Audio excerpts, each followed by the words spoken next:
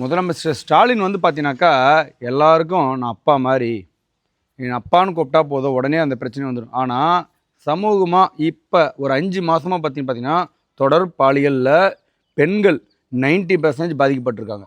வேலை வாய்ப்பு, வேலைக்கு போன பணம் கூட கிடைக்கல. ஊதிய குறைபாடால் நிறைய இடத்துல போராட்டம் பண்ணியிருக்காங்க.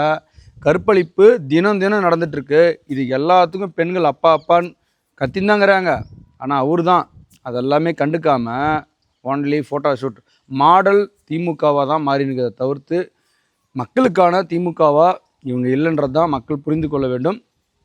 தொடர் விளம்பரங்களுக்கு மட்டுமே ஊக்குவிக்கும் இந்த அரசு அதே மாதிரி தான் விளம்பரத்துக்கு ஊக்குவிக்கும் மாதிரி தான் இன்ஸ்டா பிரபலமான தேவான்னு சொல்லிட்டு ஒரு 2 பசங்க, சின்ன பசங்க, அவங்கள கூட பார்த்தினா விளம்பரம் பண்ணியாச்சு. அடுத்தது இன்னும் இருக்கிறது 2 பேர் தாங்கிறாங்க. வாட்டர்மெலன் ஸ்டாரு, ஜிபி முத்து.